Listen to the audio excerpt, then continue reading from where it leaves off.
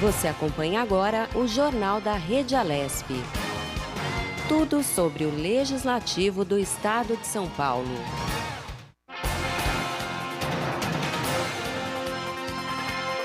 Olá, tudo bem com você? Muito bom dia, começando mais uma edição do Jornal da Rede Alesp. Hoje é sexta-feira, sextou, hein? Sextou, tudo azul, eu tô de azul. Minha colega, minha amiga também está de azul, afinal hoje é uma sexta-feira muito especial, dia 10 de julho de 2020. Para você que não me conhece, eu sou o Daniel Caniato e ao meu lado ela, Lilian Busato. Bom dia, mais um jornal, mais um dia, né? Recheado de informações para você que está nos assistindo. Jornal da Rede Alesp. É isso aí, para você que não sabe como funciona o esquema, um jornal repleto de novidades e informações, sempre com informações do combate ao novo coronavírus. Lilian. A gente preparamos para você que está nos assistindo atualizações, todas as informações sobre a pandemia do coronavírus e o andamento desta casa parlamentar. Com certeza. Nós também realizamos várias entrevistas com especialistas de muitos setores, os parlamentares, como bem lembrou a Lilian, tudo que acontece aqui no Parlamento Paulista, nós destacamos nesta edição que tem 5 horas de duração. Então, se você puder nos dar essa oportunidade de entrar aí na sua casa, no seu trabalho, no seu carro, você acompanhando pelo telefone celular ou no computador ou no televisor de casa, tenho certeza que você vai ficar muito bem informado e informada sobre o que acontece aqui na cidade de São Paulo, no estado de São Paulo, no Brasil e no mundo. Jornal da Rede Alesp. Legal, para começar, a semana se encerrando e nós vamos conferir a programação das atividades parlamentares aqui na Assembleia Legislativa de São Paulo nesta sexta-feira. Daqui a pouco, às 11 horas, tem reunião da CPI da Fake News com a finalidade de apreciar a pauta que terá 5 itens. Jornal da Rede Alesp. Agora vamos movimentar a equipe de jornalistas aqui da Rede Alesp e vamos convidar um repórter para trazer informações. Que repórter é esse, Lilian? Bom dia, é o Sérgio Everton, tudo bem? Oi, Lilian, bom dia, Daniel, bom dia aí aos nossos telespectadores e ouvintes da nossa Rede Alesp. Bom, eu tenho feito aqui nas minhas entradas, né, Lilian e Daniel, os trabalhos que são aí desenvolvidos na casa, que são realizados nas comissões, né, no dia anterior, vamos dizer, né, assim, os trabalhos de ontem, por exemplo, nós tivemos aí uma CPI, né, que é essa comissão parlamentar de inquérito, né, que apura as denúncias aí, vários tipos de denúncias. A de ontem foi essa CPI vai ter essa continuidade da violência sexual praticada contra estudantes, veja só, hein, contra estudantes de instituições de ensino superior aqui do estado de São Paulo. Então, essas comissões, elas têm aí o poder de investigação, né? Elas não têm o poder aí no caso de prender, seria aí o executivo, né? Mas de investigação a Assembleia tem, por isso que foi montada essa comissão, essa CPI, já acontece há um bom tempo na nossa Assembleia Legislativa, que é para investigar, né, esses casos. São vários outros casos em várias áreas aí, tanto de educação, né, de saúde, empresas que são denunciadas. Por exemplo, tem também a das quarteirizações, né, que foi feita. Essa comissão foi montado o trabalho dessa comissão anteontem das quarteirizações. Então, essa CPI é para isso, né? Para investigar, né? Apurar o que realmente está de errado nas instituições. E esse trabalho ontem, né, foi também um plano de trabalho que foi montado, né? Quem preside essa comissão é a deputada Damares Moura, né, do PSDB. Então, o que acontece? Ela está sendo montada exatamente, né, para aprofundar, né, Lília, essas investigações sobre a prática da violência sexual aí nas universidades contra estudantes de ensino superior, né? E eles têm, né, no caso aí, que tomar maior cuidado, né, porque é preciso que as pessoas que vão à CPI prestar os depoimentos para se saber, né, o que está acontecendo.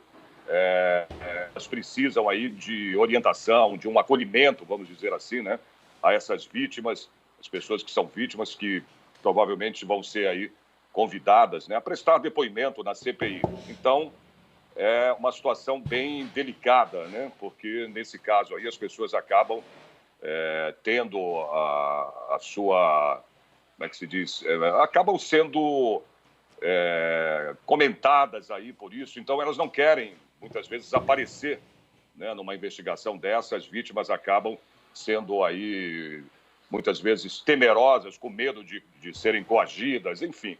Mas a CPI está tomando um ótimo cuidado aí para que isso não aconteça, né, inclusive destinar, né, abrigos para as pessoas que são, no caso aí, violentadas, né, nesse caso aí desses abusos, nessa violência sexual praticada aí nas universidades, né, nos estudantes dessas instituições de ensino superior. E eles montaram já os trabalhos, né, como vão ser desenvolvidos, e a partir da próxima reunião vai se dar aí a sequência, né, dessas investigações aí na CPI, que é constituída, né, aí na Assembleia Legislativa, exatamente para que se apure todas essas denúncias, né? Uma outra comissão também que teve aqui ontem foi a Comissão de Meio Ambiente e Desenvolvimento Sustentável, né? Foram duas comissões ontem, né? Essa primeira, que foi a CPI, né, da comissão que investiga o abuso sexual de estudantes nas universidades, e a outra foi a do Meio Ambiente e Desenvolvimento Sustentável, né?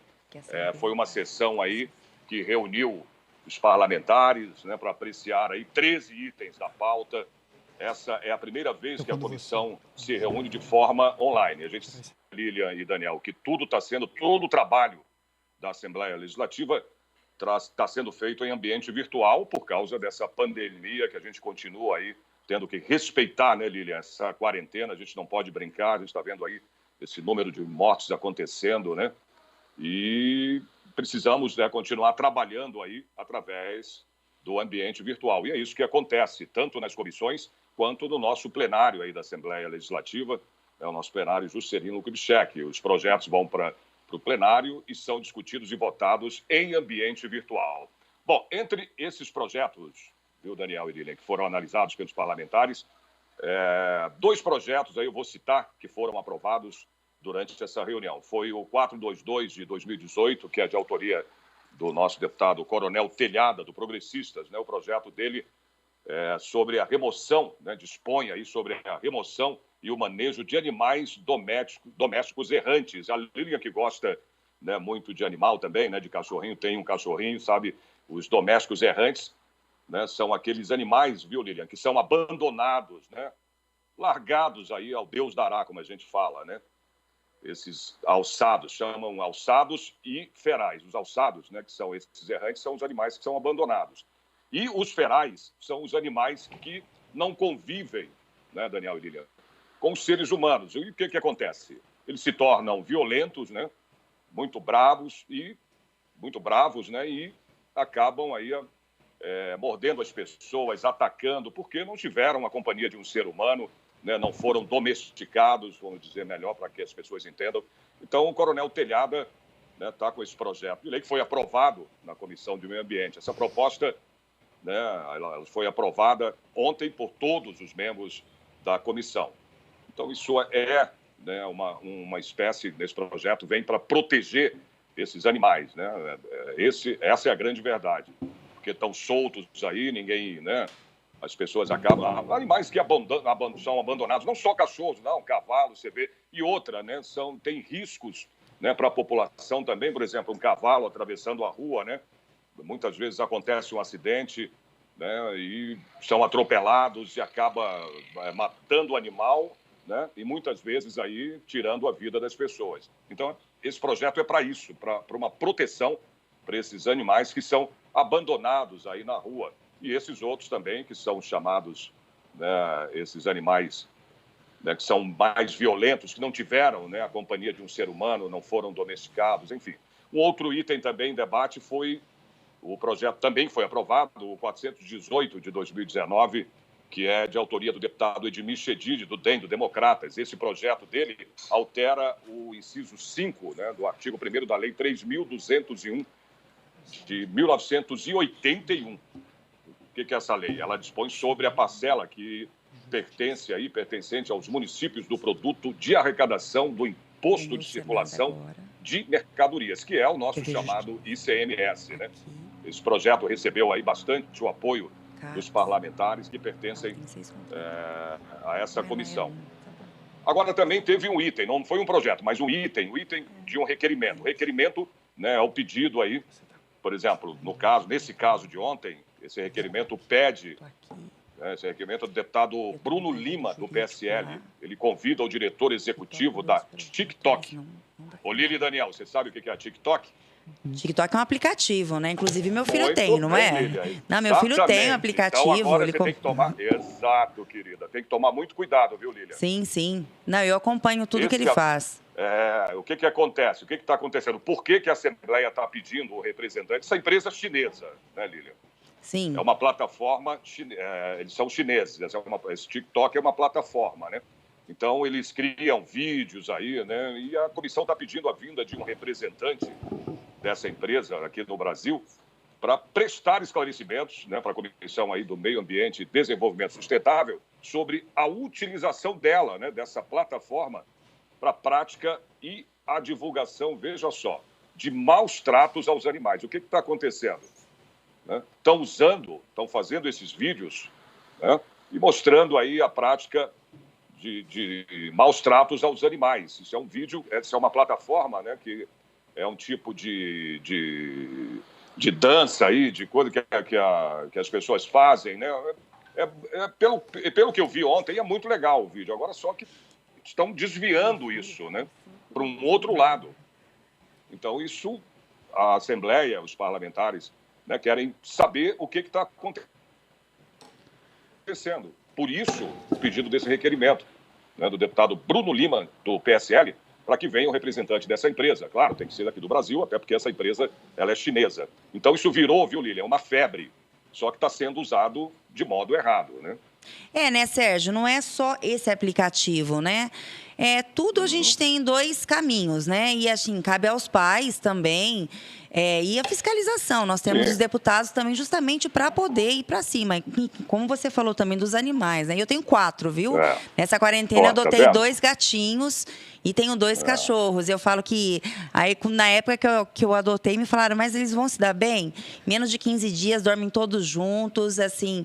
É a maneira como as pessoas lidam, né, com a situação e a maneira como passa o carinho para o animal, né? Exatamente. Então você, mais do que ninguém, sabe muito bem nessa questão aí do abandono de animais, sim, né? Sim, os maus tratos aos animais. Você que tem 4 animaizinhos, né? Quer dizer, 4 cachorros. Então, é muito importante. Por isso que esse projeto de lei do deputado Telhada, né, vem a calhar, né? Até no momento também que a gente está vivendo, né, Lilian, de pandemia, aí sim que os animais estão mais largados aí nas ruas, né? Propensos, né, a acidentes, a serem mortos aí, atropelados, né? Porque seus donos acabam soltando os animais, né, deixando na rua, e essa questão toda desse medo, dessa pandemia, isso também contribui muito para isso, né, para que aconteçam essas situações. Mesmo o animal tendo dono, às vezes o dono solta o cachorro, ele desaparece, né?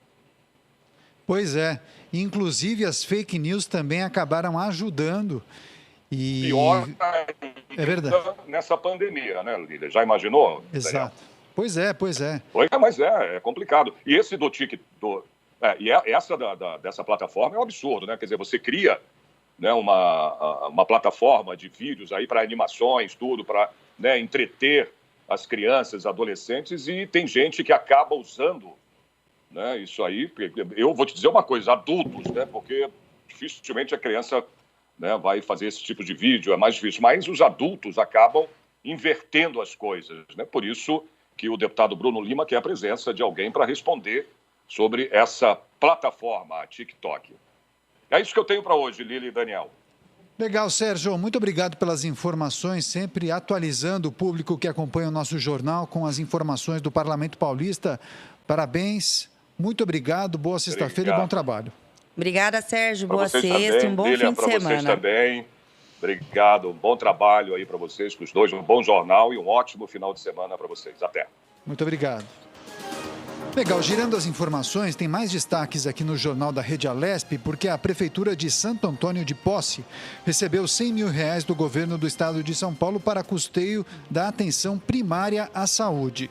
O recurso financeiro, resultado de emenda voluntária do deputado Edmir Chedi, do Democratas, ao orçamento estadual, foi repassado por intermédio de convênio entre a administração municipal e a Secretaria de Estado da Saúde.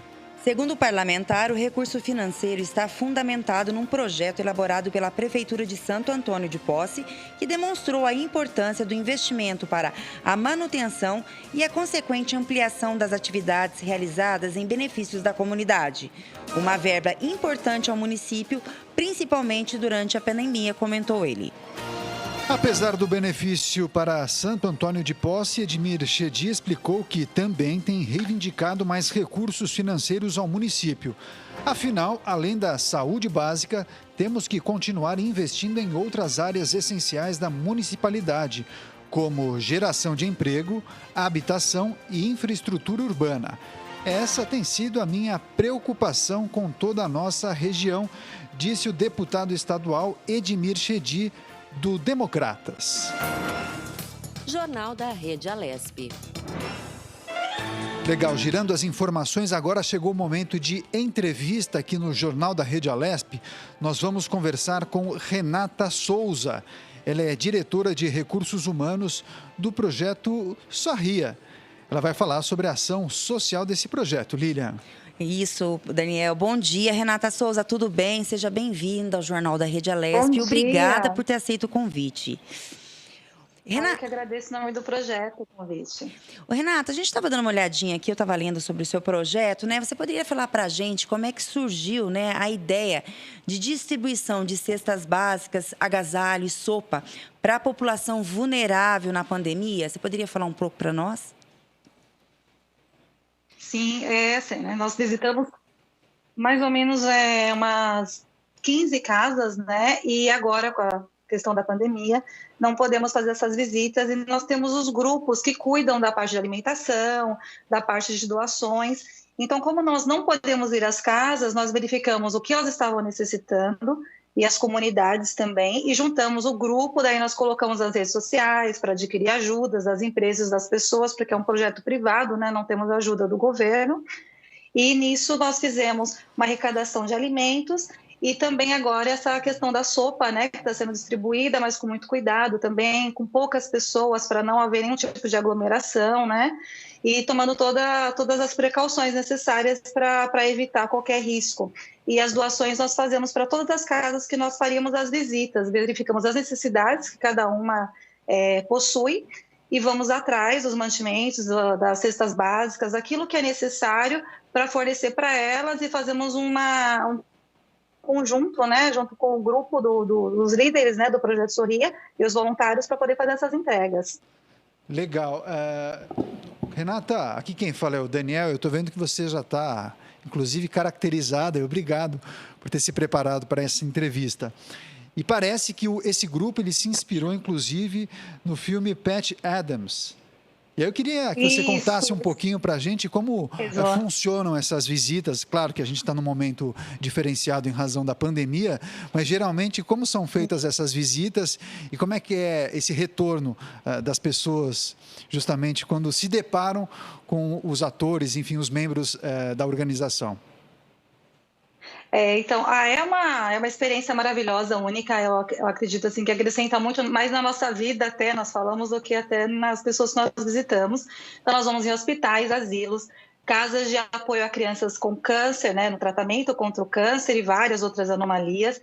E quando nós vamos todos assim de palhacinho ou de super-heróis, temos vários tipos de fantasia. E assim, onde nós procuramos sempre assim, aonde precisar de amor, o Projeto Sorria vai e transborda, porque é isso que falta, né, no mundo, e a gente precisa realmente levar amor.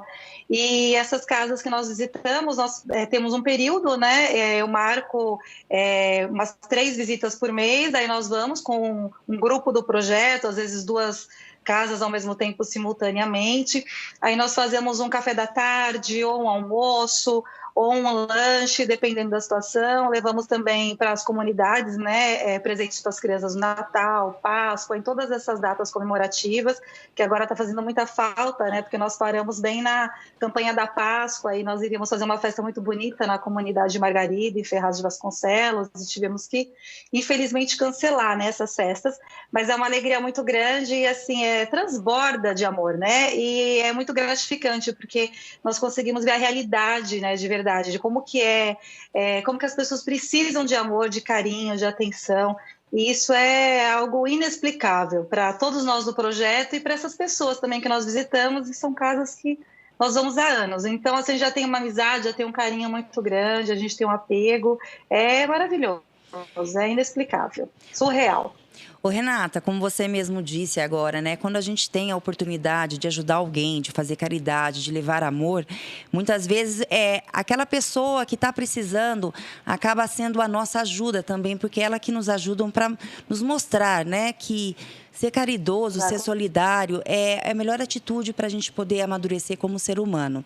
Eu queria que você falasse para a gente, após essa pandemia, né, ou mesmo agora, quem quer ser voluntário, quem lá procura, qual é o site que entra, um telefone, para as pessoas poderem estar entrando em contato e fazer parte do grupo de vocês. Nós temos uma página oficial no Facebook, que é Projeto Sorria, e temos também no Instagram, que é Projeto Sorria Oficial. Podem entrar em contato conosco via inbox, e nós também fazemos todo ano, 2 vezes ao ano, né? Quando acabar a pandemia, nós vamos fazer novamente, nós fazemos uma divulgação para adquirir novos voluntários, e é feito uma ficha, avaliamos, daí vem essa ficha para mim, eu tenho que avaliar também, porque essa pessoa está apta, né? Porque não basta simplesmente ter a vontade de ser voluntário, né? Tem todos uns requisitos para isso, porque mexe com o psicológico, tem que realmente ser uma pessoa que vai doar o seu tempo, né, para o próximo, porque nós não temos nenhum ganho a não ser esse retorno, essa gratidão, esse carinho com as pessoas. Então, assim, para que seja um voluntário, tem todos os requisitos que nós passamos, e 2 vezes por ano nós divulgamos a nossa página oficial no Facebook e também no Instagram. Legal, Renata, tenho certeza que as pessoas que acompanham o nosso jornal certamente ficaram interessadas e irão contatar a organização, porque é um trabalho muito importante. E como bem disse a Lilian, quem trabalha no terceiro setor, claro que acaba ajudando quem precisa, mas ela também acaba se ajudando, né? É um clichê, mas é verdade. Fazer o bem também faz bem para si próprio. O que eu gostaria de saber é o seguinte: vocês já estão há alguns anos nessa estrada ajudando e compartilhando de bons sentimentos e de boas ações com muitas pessoas. Vocês já fizeram um levantamento de quantas pessoas já foram impactadas até hoje com o trabalho da Sorria? E geralmente essas ações que são realizadas nas instituições, vocês acabam fazendo um formato específico? Quantos voluntários vão? É necessário que a instituição tenha um número mínimo de atendidos? Conta um pouquinho como funciona essa dinâmica. Sim, porque assim, nós vamos sempre em casas que vão poucos projetos, né? Porque existem muitas casas que todos os projetos sociais querem ir, são famosos e não necessitam que nós também participemos. Então, assim, sempre verificamos as casas que mais necessitam. Tem um grupo, sim, mínimo de voluntários para estar acompanhando, porque tem casas que não comportam muitos voluntários, então nós verificamos o número limite, né, junto com a casa, junto com o hospital, que pode, né, que pode ir naquela data, naquele dia. Então, tem toda essa verificação, sim, de controle de voluntários. Nós temos mais ou menos hoje, em média, 200 voluntários, né, que participam do Projeto Sorria. E nós, assim, eu não tenho uma noção exata de quantas pessoas foram impactadas, porque nós não verificamos muito essa questão de números. E, às vezes, por exemplo, no final de ano, nós fazemos festas para no total, em dezembro, já chegamos a fazer para 600 crianças, 700 crianças, fora os asilos também, que nós acabamos indo. Então, assim, eu não tenho uma ideia geral, porém, porque assim, a ideia realmente é impactar o máximo de pessoas possível, só que não em números, né, e sim em resultados. Mas é mais ou menos assim, de final de ano chega a 600 pessoas, mais ou menos, entre crianças e adolescentes, e em média, assim, por mês, seria umas 100, 200, fora aquelas que a gente não conta, que acaba sendo uma outra que a gente acaba ajudando, sem sequer ter noção, né, que precisa de uma cesta básica, precisa de alguma outra coisa que a gente acaba indo atrás. Renata, como é que funciona essa campanha de doação de agasalho, cesta básica e distribuição de sopa? Como vocês selecionam as famílias? Como vocês conseguem chegar até esses necessitados? Como você mesmo disse, que não é amparado por outro projeto. Você poderia também estar falando um pouco sobre? Sim, a questão das cestas básicas, elas funcionam da seguinte maneira: nós verificamos as próprias casas que nós visitamos, comunidades também que nós visitamos, e eles passam o número de pessoas ou de famílias que estão necessitadas. E fazemos uma divulgação também, porque nós temos que fazer um levantamento, se realmente é verdadeira, né, a situação, se está realmente precisando, para que não falte para outros, né? Então, nós fazemos o levantamento das pessoas que nós já visitamos e os lugares que nós já conhecemos, que fica, assim, eu não posso também deixar desamparados aqueles que nós já ajudamos e visitamos devido a essa pandemia, né, que nós não estamos podendo ir, e para outros lugares novos. Então, são as próprias casas que nós já ajudamos, que falam para a gente, né, quem necessita, famílias de amigos também, porque não só tem essa questão das casas, das entidades que nós vamos, mas também tem famílias dos próprios voluntários ou amigos dos próprios voluntários que também necessitam. E como nós estamos invocados para levar amor aonde quer que seja, aonde precisar, então nós estamos focados dessa maneira, de levar aonde um voluntário vai falando, uma casa, uma entidade, um amigo, um familiar, e dessa maneira nós vamos verificando o número de cestas básicas que nós precisamos para estar atendendo o maior número de pessoas possível. E da sopa também, nós fazemos uma verificação da onde podemos ajudar, para que não haja uma aglomeração, para que não haja um tumulto e riscos também para os voluntários, né, e para as pessoas que vão lá buscar. Então, daí nós verificamos corretamente com uma casa, né, que a gente já conhece, pessoas já conhecidas, para que a gente possa fazer sem risco algum. Legal, nós estamos conversando com a Renata Souza, diretora de Recursos Humanos do projeto Sorria. Ela está falando justamente sobre as ações desenvolvidas por esse projeto e também o que o Sorria tem feito nesse momento de pandemia. Renata, nós sabemos da dificuldade que é trabalhar no terceiro setor em condições normais. Já é difícil conseguir as doações, apoio de empresas, levantar recursos para conseguir ofertar para quem mais precisa. Eu fico imaginando que essa dificuldade aumenta demais por conta da pandemia. Muitas pessoas perderam seus empregos, não fazem mais as doações regulares. As empresas também, que geralmente colaboram, estão segurando um pouco os gastos justamente para dar conta das despesas emergenciais, folha de pagamento e por aí vai. Muitos projetos têm relatado diminuição no número de doações recebidas. E aí eu te pergunto, qual é o maior desafio do projeto Sorria hoje em dia, atualmente, nesse momento de pandemia? O nosso maior desafio é exatamente isso. Tudo que você falou, Daniel, é a nossa realidade, né? Porque você assim, vai buscar ajuda e muitas vezes você se depara com uma pessoa que também está necessitando, né, de ajuda, porque perdeu o emprego, porque não tem mais dinheiro para pagar aluguel, e assim, nós não sei, é algo assim inexplicável, porque a gente sempre é iluminados por Deus e conseguimos de alguma maneira que uma pessoa ajuda ali com uma caixa de leite,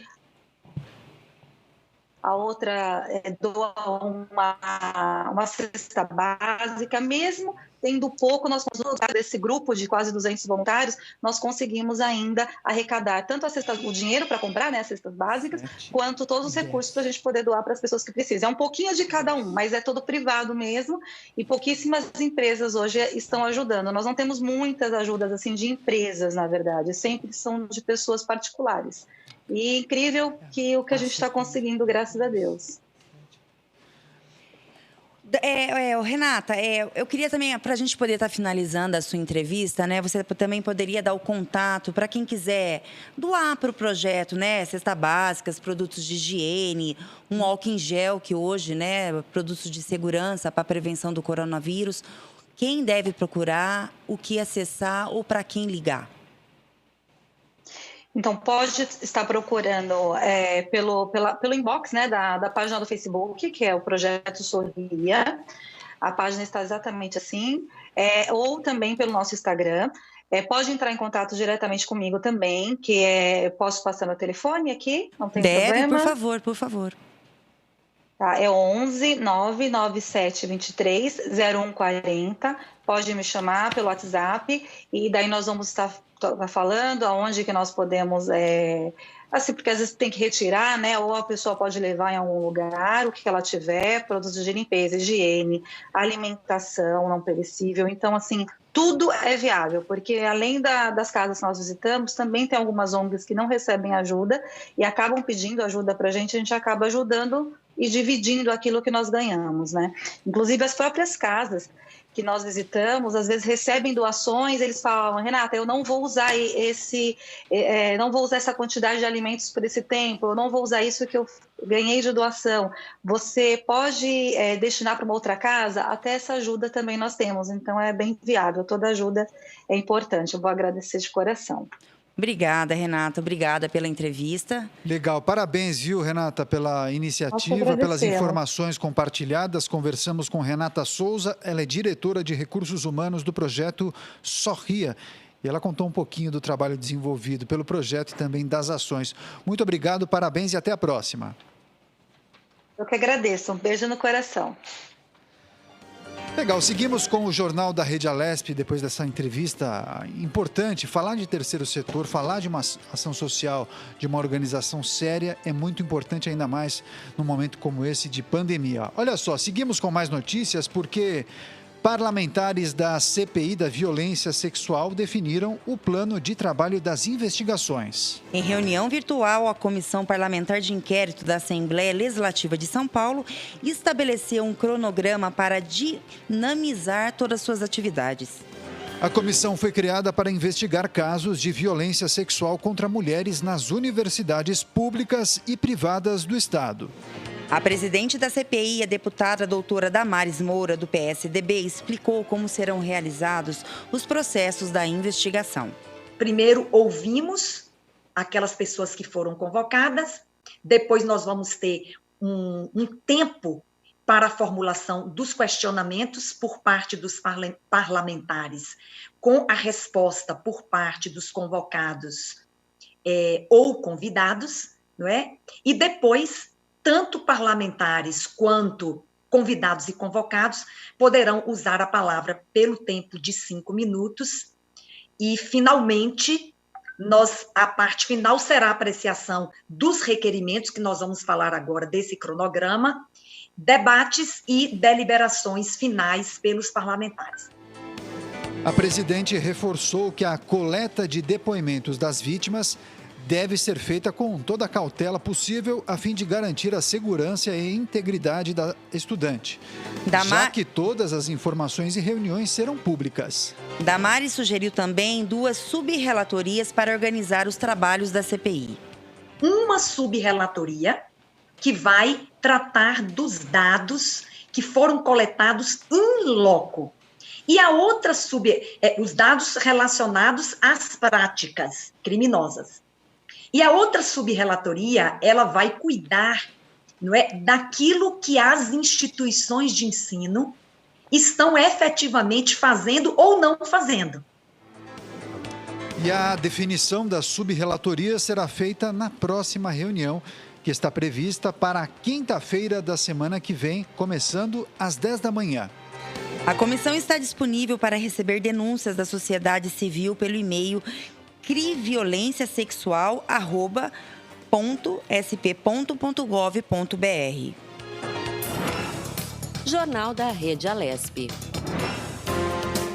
Legal, seguimos com o Jornal da Rede Alesp na manhã desta sexta-feira, trazendo muita informação, prestação de serviço, tudo aquilo que você precisa saber para ficar muito bem informado e informada. E agora nós vamos conversar, tem mais entrevista. Agora a nossa convidada é a Daniela Marques, a minha xará, diretora do Departamento Social da Escola de Samba Tucuruvi. Ela vai falar sobre a ação social na pandemia do novo coronavírus. Lilian. Sim, Daniel. Bom dia, Daniela. Seja bem-vinda ao Jornal da Rede Alesp. Está nos escutando? Bom dia, tô sim. Daniela, você, né? Você é diretora do Departamento Social da Escola de Samba Tucuruvi, né? E a gente sabe também que ela também faz alguns trabalhos sociais. E a Escola de Samba, ela vem fazendo várias ações durante essa pandemia, né? E a gente gostaria que você falasse um pouco sobre o projeto, quais as ações solidárias, as necessidades, para a gente estar podendo continuar aqui. Você poderia falar um pouco? Sim, em primeiro momento, né, bom dia a todos, muito obrigada aí pelo convite, principalmente para estar divulgando essas ações sociais que vêm acontecendo, né, eu acredito que em todo o Brasil. Acadêmicos do Tucuruvi é uma escola de samba aqui de São Paulo, ela é localizada no bairro do Tucuruvi e se preocupa muito dentro da sua história com projetos sociais, né, então não foi só por conta da pandemia, né, eu acho que potencializou algumas coisas neste momento, mas sempre se preocupou com a questão da comunidade, né, do auxílio, enfim. Um dos projetos da Tucuruvi, que é bem antigo, é a questão do Viva Leite, que é fornecer à comunidade o leite durante a semana, né, para as pessoas cadastradas. Então, elas se cadastram no início do ano e aí, uma vez por semana, elas vão retirar o leite na escola, de 2 a 6 litros de leite para a família. Legal, me parece... Fora isso, por favor, pode complementar. Pode perguntar. Não, pode complementar, Daniela, Fora por isso, favor, assim, fique à vontade. A Tucuruvi, ela se preocupa muito, principalmente com as pessoas ao redor, né? Que são as pessoas que até participam da nossa escola de samba e que a gente sabe dessa vulnerabilidade social. Então, esse foi o primeiro projeto aí idealizado em parceria com o de São Paulo, em função do auxílio à comunidade. Daniela, nós sabemos da importância das escolas de samba para as suas comunidades, não só para valorizar a cultura, valorizar a comunidade, como também nesse trabalho social que é desenvolvido. A Tucuruvi é muito conhecida ali na região da Zona Norte, justamente no bairro de mesmo nome. Eu queria entender um pouquinho como é que é essa relação da escola com as pessoas que frequentam a quadra, as pessoas que são atendidas pelo projeto. Vocês já fizeram um levantamento de quantas pessoas foram e são impactadas por essas ações sociais que são realizadas pela escola? Conta pra gente. Então, a gente não tem um levantamento real, né? Mas a gente acredita aí pelos números e pelos nossos cadastros, aproximadamente 350 pessoas estão sempre envolvidas nos projetos sociais da Tucuruvi, né? Fora esse, a Tucuruvi, como eu falei, né, é sempre motivada pela questão social. Então, todo ano a gente costuma fazer um dia social na quadra, que é um dia de atividades aleatórias, e aí desde a estética até o cuidado com a saúde para a comunidade, de uma maneira gratuita, uma parceria com proprietários e empresas da própria região, né, que se dispõem aí no final de semana para estar oferecendo seus serviços de maneira gratuita lá na quadra. Então, parte jurídica, parte psicológica, serviço social, manicure, estética, né? Então, assim, mais ou menos esse número de pessoas que eu comentei, eles são participantes dos projetos sociais da Tucuruvi.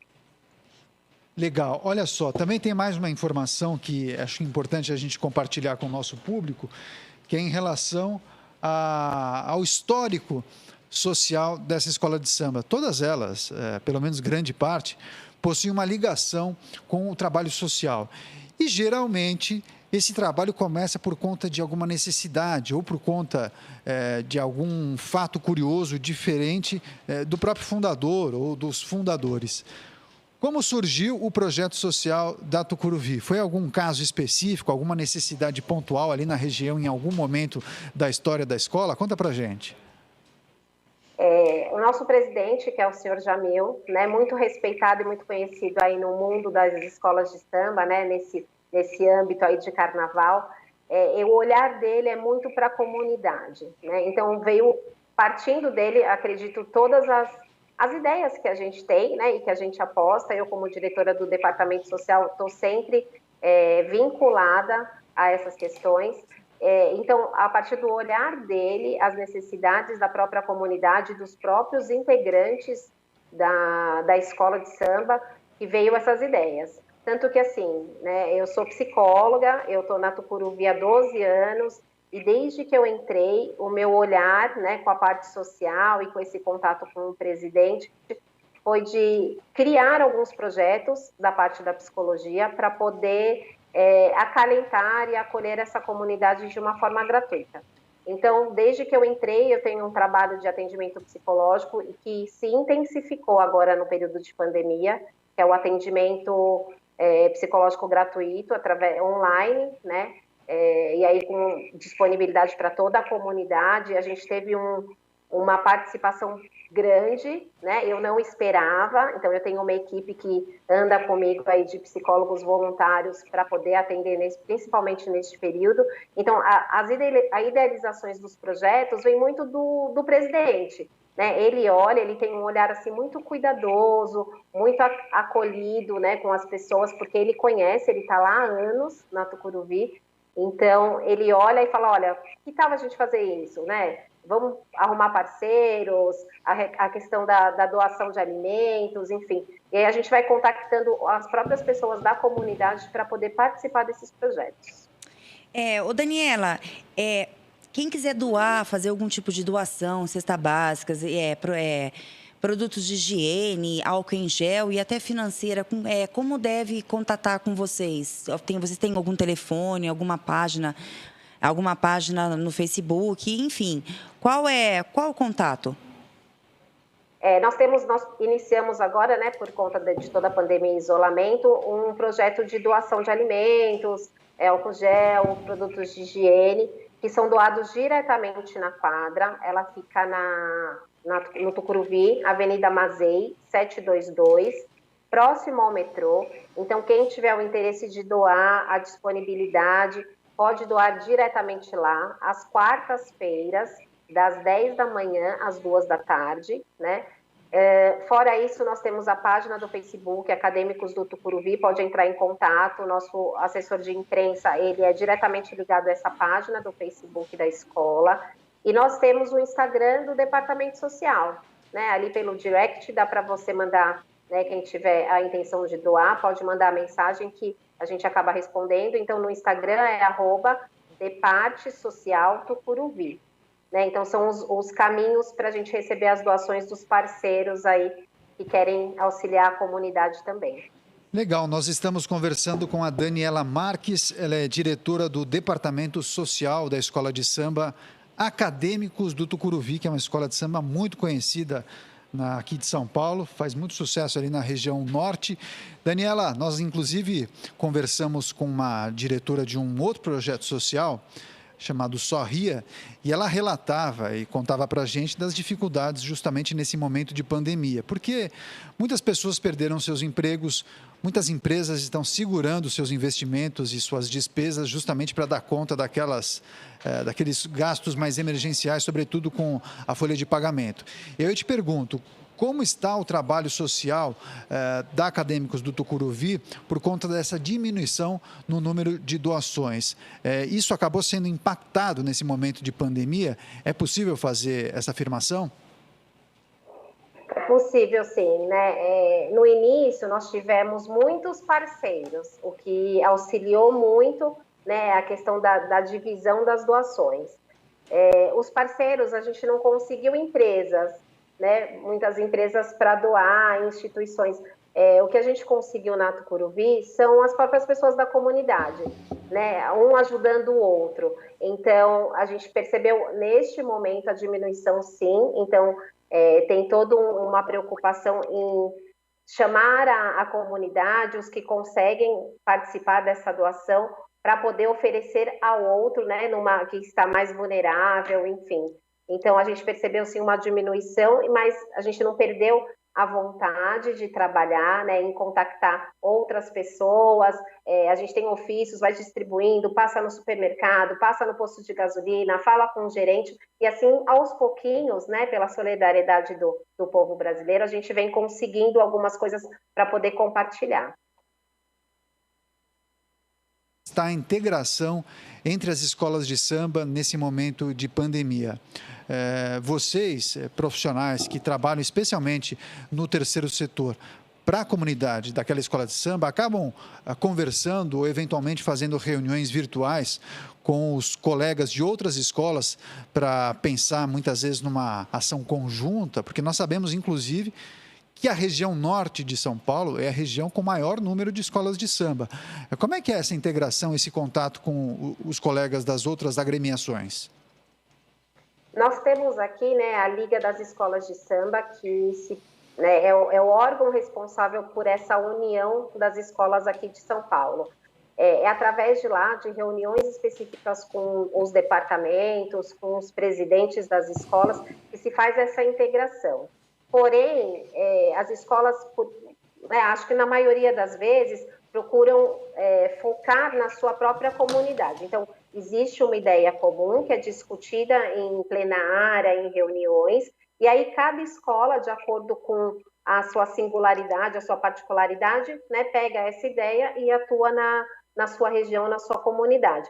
Mas todas as escolas aqui em São Paulo, pelo que eu vejo, pelo que eu convivo, né, com as pessoas com quem eu tenho contato, elas estão fazendo muitos projetos, né? Toda escola tem um departamento social ativo, e aí cada escola, na verdade, foca na demanda que a sua comunidade tem. Então, ou produtos de higiene, então foca mais relacionada àquela comunidade, ou a prevenção, ou a informação, mas as escolas, elas têm a ideia comum, e aí cada um vai focando na sua comunidade. Legal, informações importantes trazidas pela Daniela Marques. Ela é diretora do Departamento Social da Escola de Samba Acadêmicos do Tucuruvi, falando sobre as ações sociais que são realizadas pela escola nesse momento de pandemia do novo coronavírus. Daniela, parabéns pelas informações, pelo trabalho, obrigado pela gentileza em nos atender e até uma próxima. Até mais, muito obrigada, espero que sejam informações enriquecedoras e que todos possam participar. Se quiserem entrar em contato e conhecer depois a Escola de Samba, estão muito bem-vindos. Com certeza, é isso aí. Obrigado mais uma vez e até a próxima. Até a próxima. Legal, seguimos com o Jornal da Rede Alesp. Um ótimo dia para você. Olha só, a Comissão de Meio Ambiente aprovou um projeto que estabelece regras para a remoção de animais das ruas, Lilian. Sim, Daniel. E a proposta, votada pelo órgão técnico da Assembleia Legislativa de São Paulo, em reunião virtual, tem como autor o deputado Coronel Telhada, do Progressistas. De acordo com o texto, apenas órgãos pertencentes ao poder público ou organizações devidamente credenciadas poderão realizar o serviço. Também deixa claro em um dos artigos que só poderão ser usados métodos não letais ou que submetam os animais ao mínimo de dor, desconforto ou angústia, além de garantir a saúde deles. É um instrumento a mais para proteger esses animais que estão aí soltos em ruas, rodovias, avenidas. Eu acredito que é importante termos esse instrumento como ferramenta. Você escutou agora o relator do projeto, né, o deputado Dirceu Dalben, do PL, que afirmou que essa é uma ferramenta positiva para o Estado. Enfim, a proposta também recebeu um voto separado da deputada Mônica, da bancada ativista do PSOL, que foi rejeitado. Lilian. Sim, ainda foi aprovada pela Comissão do Meio Ambiente e Desenvolvimento Sustentável da Alesp um projeto de autoria do deputado Edir Chedi, do DEM. A medida altera a lei que disponibiliza para os municípios uma parcela de imposto de circulação de mercadorias. Segundo justificativa, o objetivo é apoiar as ações de saneamento básico com incentivo para a recuperação e proteção das fontes hídricas utilizadas para o abastecimento público, além de visar a melhoria de qualidade de vida da população. Ao todo, 7 itens foram aprovados e 5 receberam pedido de vista. Também estiveram presentes na reunião virtual os deputados Adalberto Freitas, do PSL, Caio França, do PSB, Itamar Borges, do MDB, Luiz Fernando Ferreira e Márcia Lia, ambos do PT, e Reinaldo Augusto, do PV. Jornal da Rede Alesp. Girando as informações, Jornal da Rede Alesp agora abre espaço para mais uma entrevista, porque nós vamos conversar com a Flaviane Ramos. Ela é coordenadora de logística do Hemocentro Itinerante. Vamos falar então sobre essa carreta que tem o objetivo de coletar sangue. Lilian. Sim. Bom dia, Flaviana. Seja bem-vinda ao Jornal da Rede Alesp. Olá, bom dia. Flaviana, a gente sabe que durante esse isolamento social, né, os estoques dos bancos de sangue caíram bastante, justamente pelas pessoas estarem com medo de saírem de casa, né? E eu queria que você agora falasse da ideia, né, de como veio a ideia de criar um banco de sangue itinerante. A ideia do banco de sangue surgiu junto com a Roche, né, que é a farmacêutica, em parceria com o SAS Brasil, que elas já atuam juntos em parcerias para levar a carreta, né, que a gente faz os atendimentos com medicina especializada, viajando todo o Brasil. E nesse momento de pandemia e mais o isolamento social que a gente teve, impossibilitou muito a gente levar a carreta para fazer os atendimentos médicos, mas possibilitou a gente adequar ela para fazer um hemocentro, né, e poder aproximar dos doadores, né, que foi um pouquinho de momento das pessoas não querer ir para regiões de hospitais para poder doar. Então, a ideia do projeto foi essa questão de tentar levar a carreta mais próxima dos doadores, para a gente não baixar os estoques de sangue, que hoje está bem baixo, a gente já está em estado bem crítico, né? Primeiro que a gente já tem uma cultura no Brasil, né, que a gente só tem 1,6% de doadores, e a OMS ela indica 5%, então a gente já tem essa baixa. Então a ideia é a gente tentar ajudar os hemocentros, né, a suprir os estoques nesse momento de pandemia. Legal. Eu estou vendo, Flaviane, que você está num espaço externo. Me parece que a carreta que está de fundo, mostra para a gente, explica para a gente exatamente onde você está. Sim, eu estou do lado externo da carreta, para vocês verem, né? Vou virar aqui. Aí a gente tem aqui dentro a área de onde a gente faz as coletas. Então, vou tentar mostrar a carreta para vocês. A gente tem a parte da recepção, que é do lado externo, né? A gente faz essa parte do lado externo. E eu vou mostrar um pouquinho da carreta do lado de dentro para vocês. Acho que vai dar para ver bem. Então, a gente tem todo o cuidado, né, com todos os pacientes. Tem todo o isolamento. Então, essa é a parte da doação. Então, é feita uma triagem, primeiro das pessoas. E aí, depois, a gente tem essa parte da doação. Então, a carreta foi adaptada para ter fluxo e contrafluxo, para não ter essa questão de aglomeração, das pessoas estarem juntos e ter essa possibilidade de contaminação pelo Covid. Legal. Agora, eu gostaria que você, inclusive, prestasse serviço para o público que acompanha o Jornal da Rede Alesp e explicasse quem é que pode doar sangue, porque existem tantas teorias, quem tem tatuagem não pode, quem é magro demais também não pode, se a pessoa consumiu bebida alcoólica na noite anterior também parece que tem restrição, enfim, explica para a gente quem pode doar sangue. Então, vamos lá, os doadores, eles podem ter de 16 a 59 anos, né, acima de 60 anos até 69, somente se já foi doador alguma vez, né, se já doou sangue alguma vez na vida, precisa pesar acima de 50 quilos, não precisa estar em jejum, pelo contrário, tem que estar alimentado para não passar mal durante a doação. Tatuagens, piercings, o Hemocentro São Lucas, ele pede um prazo de 6 meses, né, e estar em boas condições, né? Então, pessoas que estejam com sintomas de gripe, tosse, febre, elas não podem estar fazendo a doação. Alguns remédios também inibem a possibilidade de doação.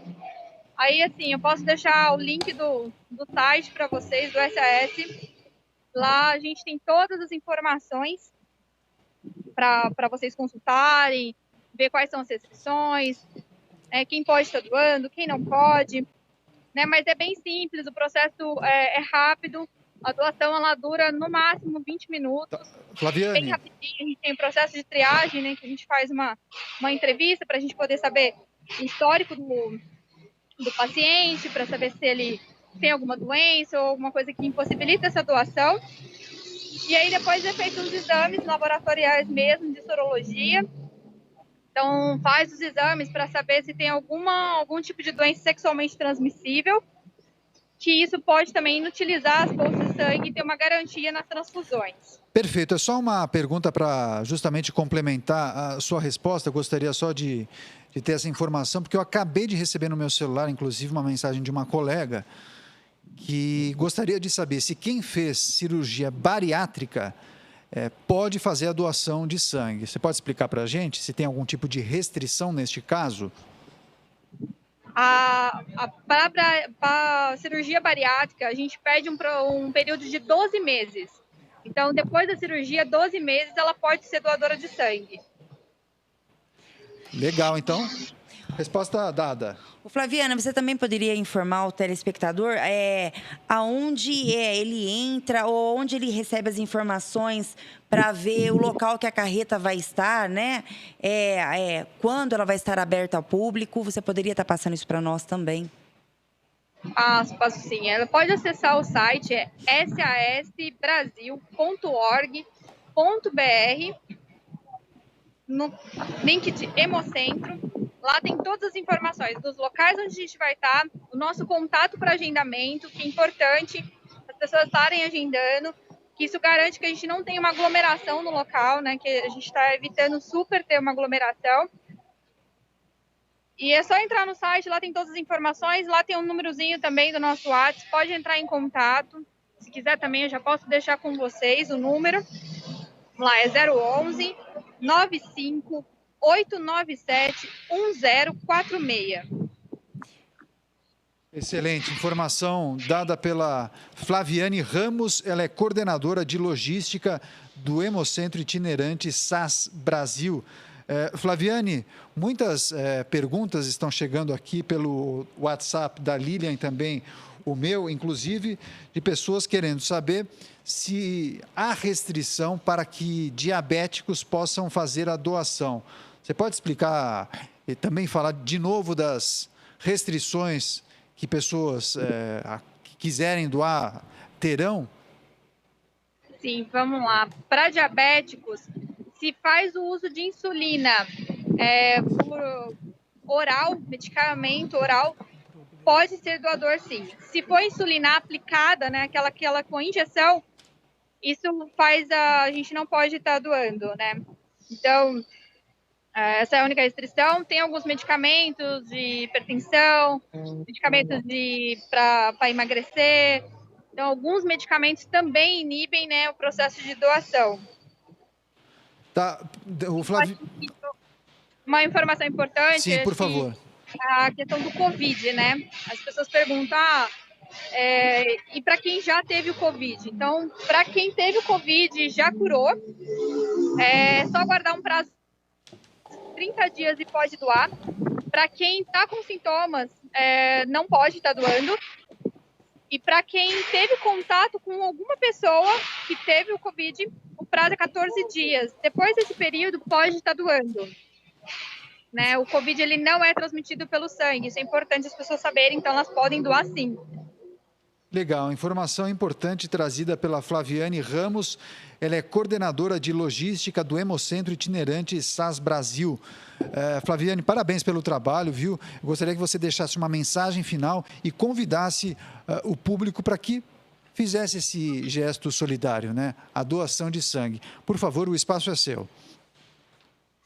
Ok, agradeço. Então, acho que é uma parceria bem importante, né, da gente ter feito com a Roche, né, que foi uma promissora do projeto, junto com a SS Brasil, mais o Supermercado Dia, que nos abriu como apoiadores os espaços deles para a gente levar as carretas até São Paulo. E convido todos para doar. O processo é simples, é rápido, não traz problemas nenhum para a saúde, pelo contrário, é super bom. E é mais do que isso, é um ato de solidariedade nesse momento, né, que a gente está, que a gente realmente precisa ajudar tanto os pacientes, né, que estão internados por Covid, quanto os outros pacientes que passam por cirurgias e que precisam desse sangue, né, para ser feitas as cirurgias. Então, a gente está num momento bem crítico, porque as cirurgias eletivas, né, aquelas que estavam agendadas até março desse ano, foram postergadas e agora elas estão retomando. E para elas poderem retomar, a gente precisa ter um estoque de sangue disponível no momento da cirurgia. Então, convido a todos para vocês entrarem no site, verificar o local mais próximo e tá indo doar e poder ajudar outras vidas, né? Porque a cada doação que a gente faz, a gente salva 4 vidas. Devido aos componentes que a gente tem dentro do sangue, a gente consegue segregar e salvar 4 vidas. Então, eu convido todo mundo para poder estar doando e poder ajudar as outras pessoas que estão precisando. Legal, nós conversamos com a Flaviane Ramos, ela é coordenadora de logística do Hemocentro Itinerante SAS Brasil, falando sobre essa carreta itinerante para a coleta de sangue. Flaviane, parabéns pela iniciativa, pelo trabalho, viu? Boa sorte e certamente nos falaremos muito em breve para você dar o feedback e atualizar as informações em relação ao projeto. Boa sorte para você. Ok, obrigada pela oportunidade. Obrigada, tenha um bom dia. Bom dia. Tem mais informações aqui no Jornal da Rede Alesp, porque em tribuna virtual os parlamentares de São Paulo lembraram da Revolução Constitucionalista de 1932. Muitos paulistas perderam a vida no momento que exigia o fim do governo autoritário de Getúlio Vargas e a criação de uma Constituição. O deputado Tenente Nascimento, do PSL, também agradeceu à Embaixada de Israel pela doação de equipamentos de proteção individual para a Polícia Militar. Quero agradecer aqui à Embaixada de Israel, em nome do senhor Yossi Seley, e também o Consulado de Israel aqui no estado de São Paulo, Alon Lave e toda a comunidade israelita, por essa doação à nossa querida corporação e gloriosa Polícia Militar do Estado de São Paulo, do qual fez essa doação a Polícia Militar, nossos homens, nossa gloriosa corporação, que está na rua combatendo ferozmente essa pandemia. Já Janaína Pascoal, do PSL, falou sobre a decisão do Tribunal de Justiça do Estado, que considerou inconstitucional a lei elaborada por ela para dar à mulher o direito de escolher escolher a via de parto. Eu encontrei vários precedentes mostrando que o Tribunal de Justiça já reconheceu a esta Assembleia Legislativa, já reconheceu aos deputados estaduais o direito de legislar de forma concorrente, né, com a União sobre matérias, né, gerais também. E o deputado Gil Diniz, do mesmo PSL, apoiou Janaína. Ele contestou a separação dos poderes em São Paulo.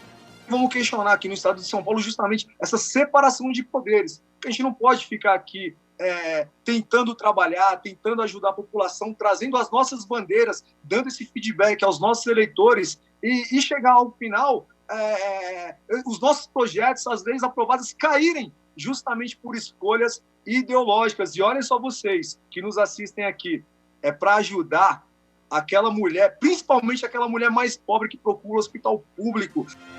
Para o deputado Luiz Fernando Ferreira, do PT, o judiciário está correto quando a lei de autoria de Janaína, mas foi injusto também com uma ação movida pela concessionária Ecovias. Essa empresa sorrateiramente num momento de pandemia, todos nas suas casas, com uma tranquilidade nos dada a respeito de qualquer reintegração de posse, né? A Ecovias impetrou uma ação com pedido de liminar para que o juiz concedesse a reintegração e o juiz imediatamente concedeu. A tribuna virtual é realizada às 14h30 em dias que não há sessão plenária ou reunião de comissões. Os discursos são transmitidos ao vivo pela TV Alesp e podem ser acompanhados também pelo canal no YouTube, redes sociais ou aplicativo da Rede Alesp. Jornal da Rede Alesp. Abrindo espaço para mais entrevista, vamos conversar com a Jamila Ferrari. Ela é coordenadora das Delegacias de Defesa da Mulher. Vamos conversar um pouquinho sobre a violência doméstica em tempos de pandemia do novo coronavírus. Lilian. Sim, Daniel. Bom dia, doutora Jamile. Seja bem-vinda ao Jornal da Rede Alesp e obrigada por estar dando essa entrevista. Bom dia a todas e todos. É um prazer estar aqui com vocês, conversando sobre um tema tão importante. Doutora Jamile, na época, desde o início do isolamento social, né, teve dados da Polícia Militar que teve um aumento de 44,9% de violência contra a mulher.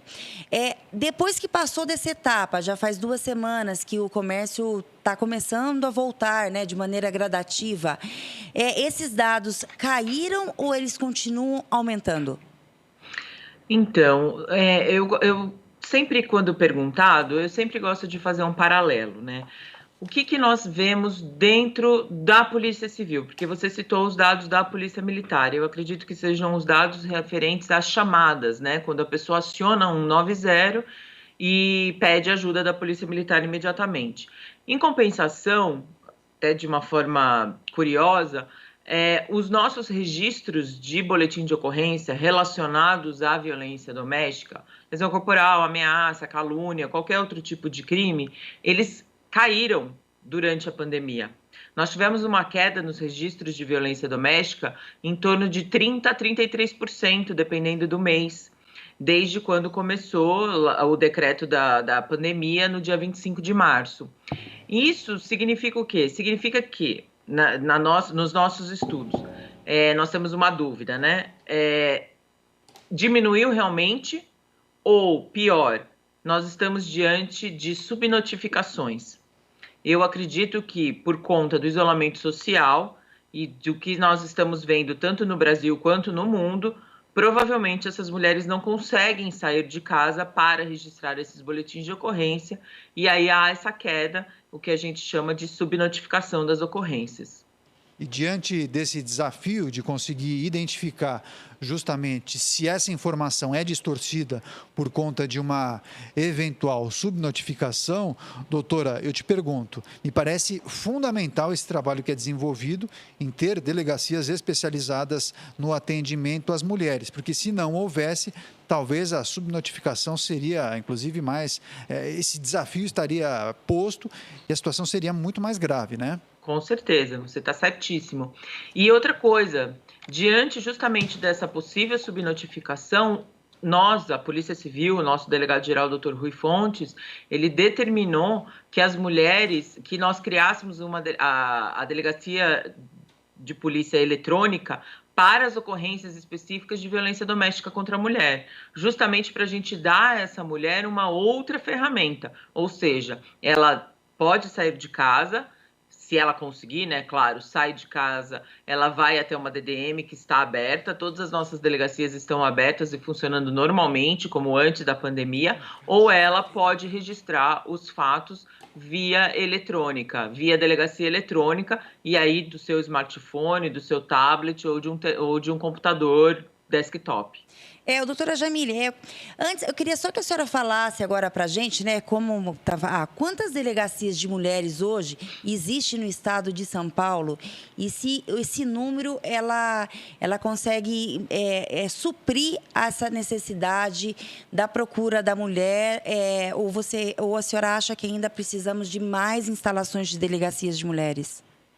Hoje no estado a gente tem 134 delegacias de mulher espalhadas por todo o estado. Eu não sei se as pessoas conseguem ver, mas atrás de mim eu tenho um mapa do estado e todos esses pintadinhos de lilás são cidades que têm delegacia de defesa da mulher.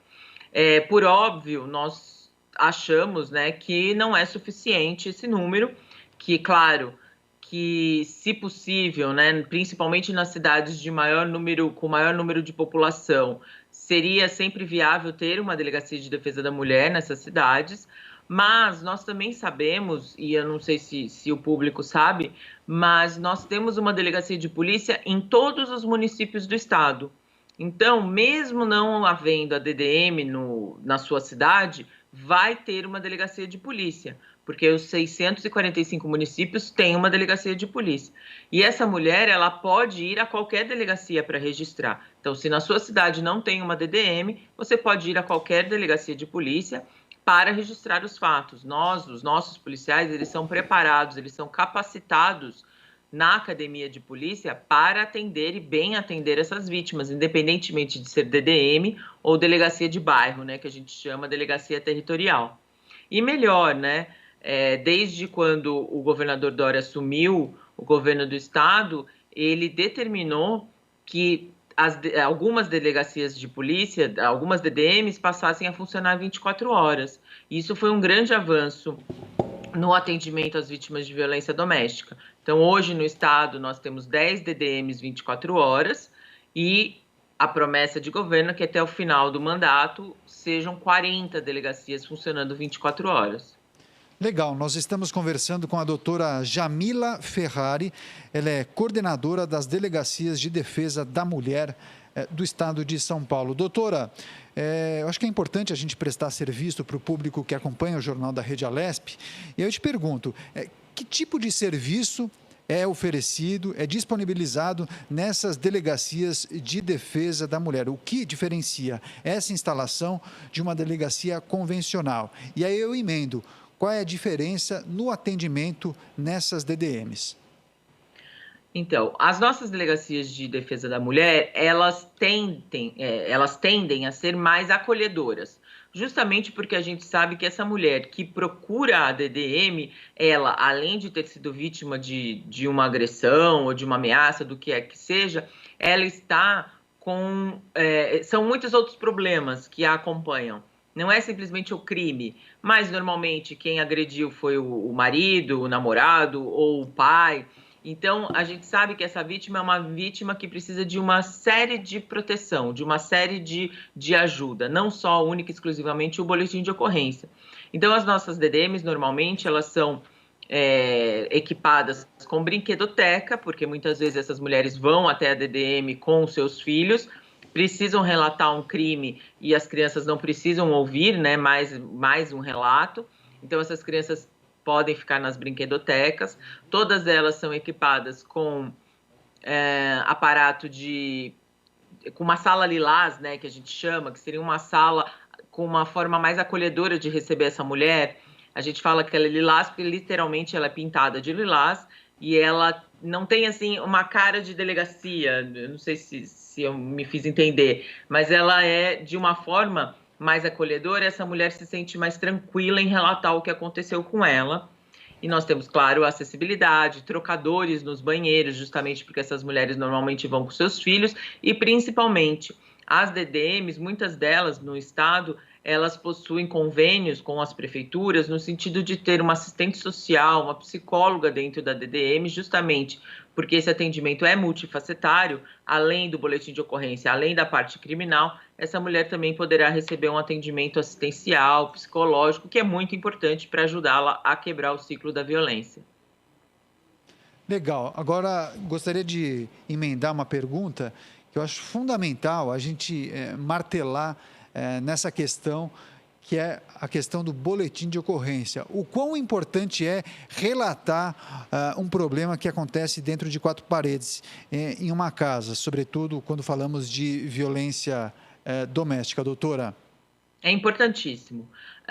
Primeiro, porque essa mulher, ao fazer o boletim de ocorrência, é dado a ela a polícia, né, o Poder Judiciário, o Ministério Público fica ciente de que ela está sendo vítima de uma violência e que, por isso, ela precisa de proteção estatal. Então, essa mulher, a partir do momento que ela registra o boletim de ocorrência, ela pode pedir uma medida protetiva que, sendo deferida, permite a ela uma série de ferramentas, por exemplo, como o SOS Mulher, que é um aplicativo também do governo do estado, que funciona como um botão do pânico. Ela também é encaminhada a todas as redes de serviços, no sentido de ajudá-la a superar o trauma. Então, como eu disse, apoio psicossocial, muitas vezes de empoderamento, no sentido dela conseguir uma liberdade econômica. Ela é encaminhada ao serviço médico, que é também de muita importância, já que muitas delas ficam com cicatrizes e lesões muito graves e precisam desse atendimento médico especializado. E muitas vezes, o que a gente sempre fala, né? O feminicídio, especificamente com relação ao feminicídio, ele é um crime evitável. Por que a gente fala isso?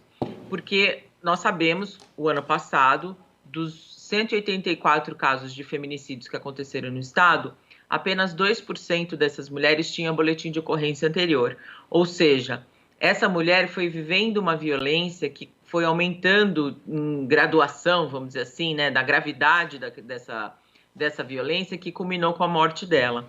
Se essa mulher tivesse feito o boletim de ocorrência antes, já no primeiro sinal de violência, com certeza ela teria ferramentas para se livrar dessa agressão, para se livrar desse relacionamento tóxico, e com certeza ela não teria morrido. Doutora, com a abertura das delegacias de mulheres, vocês já têm um estudo, uma estatística que a cifra negra do estado ela começou a cair, porque como a senhora mesmo disse, né, a mulher quando ela é agredida, ela vive uma coação muito grande, um medo, para ela ir numa delegacia normal é diferente dela ser amparada pela uma delegacia de proteção à mulher, né? Você acha que com a instalação das delegacias de mulheres, a cifra negra em relação dos crimes de violência contra a mulher chegou a cair? Com certeza.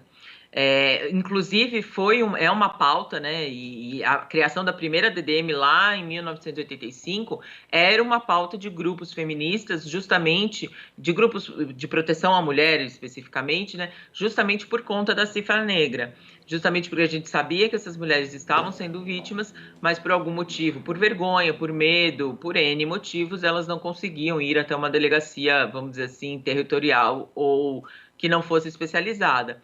Então, a criação da DDM e a expansão dela, da delegacia, né, no estado, bem como passar, especificamente, né, mais recentemente, essas DDMs passando a funcionar 24 horas, elas realmente aumentam, talvez, a sensação dessa mulher de que tem alguém ali para protegê-la e ela tem mais coragem, vai até a delegacia e registra os fatos e, com certeza, recebe aquela resposta necessária para a proteção dela, para ela romper o ciclo de violência e para ela ter uma medida protetiva e tudo mais. Então, com certeza, as DDMs talvez tenham sido uma das maiores práticas públicas no combate a esse crime horrendo e que fez com que as mulheres passassem a ter voz e a ter mais oportunidade de pedir ajuda.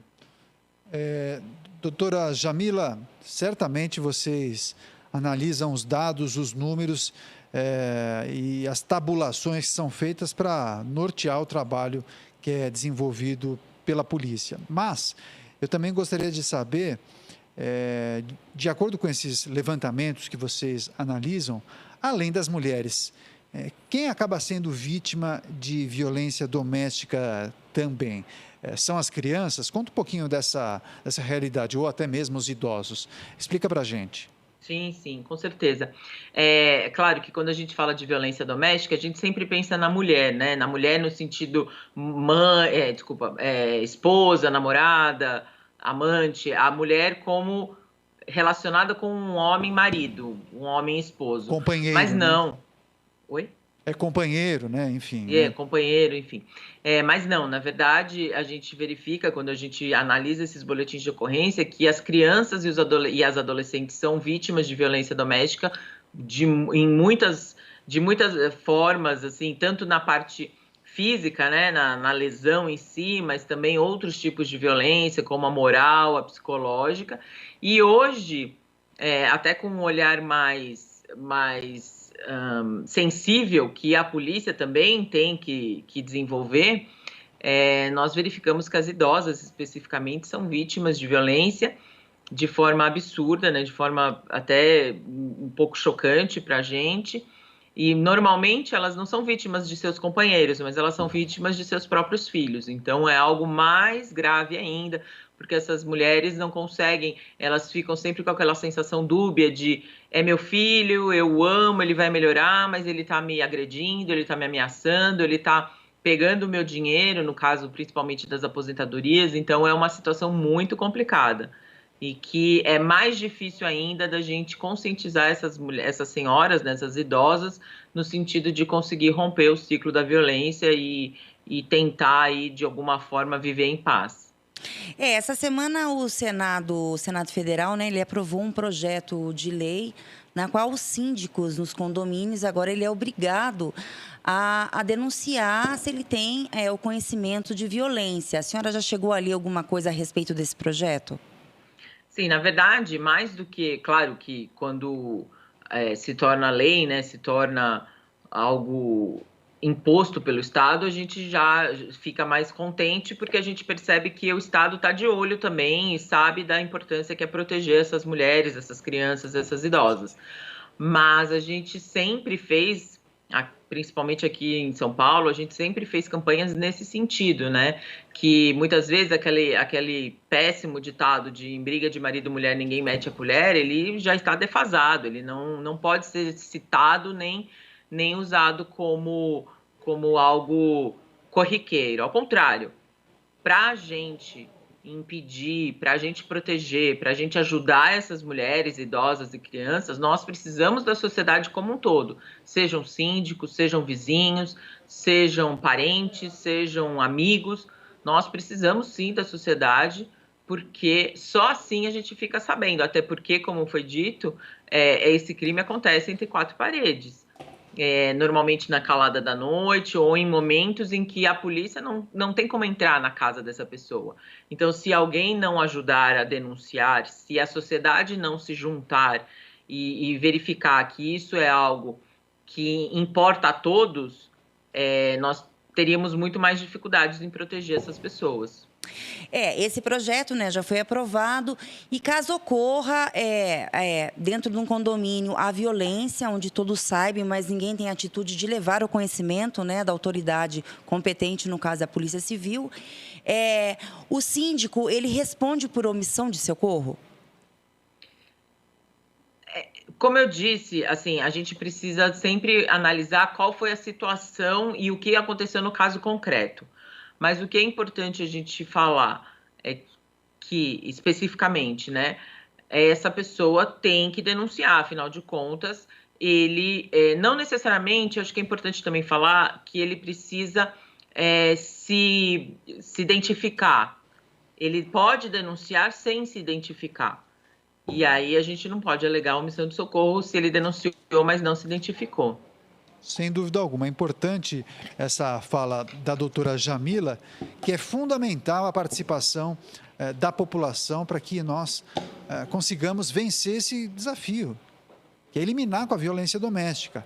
Cabe a você que nos acompanha também participar disso. Se você identifica uma situação de violência doméstica no seu condomínio, na sua vizinhança, você tem condição, meios e ferramentas para denunciar. Então, você pode denunciar e não precisa se identificar. É fundamental, né, doutora, que as pessoas saibam que elas fazem parte também da sociedade e elas precisam se movimentar para acabar com isso, né?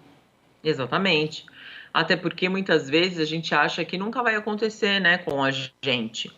Então, a gente esquece que nós vivemos em sociedade. Sim, pode acontecer com qualquer um de nós. Nós sempre precisamos ter consciência de que, como sociedade, como população, como comunidade, a gente precisa tomar a frente desse combate, dessa prevenção à violência, porque atinge a todos.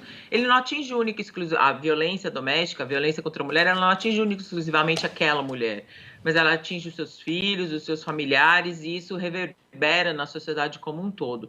Então, sim, é importante todas nós, unirmos forças no combate e na prevenção a esses crimes. Informações importantes trazidas pela doutora Jamila Ferrari. Ela é coordenadora das Delegacias de Defesa da Mulher do Estado de São Paulo. Doutora, muito obrigado. A gente agradece mesmo a sua participação. Foram respostas muito importantes e elucidativas. Viu? Parabéns pelo trabalho e boa sorte. Muito obrigada a vocês pelo espaço, pelo trabalho também muito importante que vocês fazem, né, com relação aos ouvintes e às ouvintes. E acho importante a gente ressaltar, mais uma vez, a Polícia Civil está à disposição de todas as mulheres, de todas as idosas, de todas as crianças e adolescentes, justamente porque nós fazemos parte dessa rede e queremos, juntas e juntos, acabar com esse mal que é a violência contra a mulher. Doutora, a gente agradece a sua participação, né? E é muito bom que o telespectador vê, porque nós estamos numa época de pandemia, onde a gente sempre fala que os profissionais de saúde estão na frente, na luta com o coronavírus. Só que nesse isolamento social, além da saúde, a população também tem carência também de segurança. E o que seria da gente sem a segurança, né? Que a segurança que nos dá hoje um pouco de conforto de saber que nós temos aonde correr, aonde pedir proteção. Muito obrigada pela entrevista, tenha um bom dia e um bom fim de semana. Obrigada a todas e todos e obrigada a vocês. Muito obrigada pelas palavras. Realmente, a segurança junto com a saúde, nesse momento tão difícil, é essencial. É isso aí, doutora Jamila Ferrari, coordenadora das Delegacias de Defesa da Mulher aqui do estado de São Paulo. Seguindo com o Jornal da Rede Alesp, muita informação importante, hein? Tá gostando? Fica com a gente que tem muita coisa boa chegando por aí. Tem mais informação, olha só. O estado de São Paulo registrou 330 novas mortes por coronavírus em 24 horas e ultrapassou a marca de 17 mil óbitos no total desde o início da pandemia, de acordo com os dados que foram divulgados pela Secretaria Estadual de Saúde ontem. Foi o terceiro dia seguido nessa semana em que as mortes diárias ficaram acima de 300. Apesar desta estatística, o secretário executivo da Secretaria de Estado de Saúde, Eduardo Ribeiro, enalteceu os avanços no combate à pandemia durante a coletiva de imprensa da Secretaria de Saúde e do Centro de Contingência. Hoje nós registramos mais de 200 mil vidas salvas pelo esforço das pessoas e do governo do estado de São Paulo.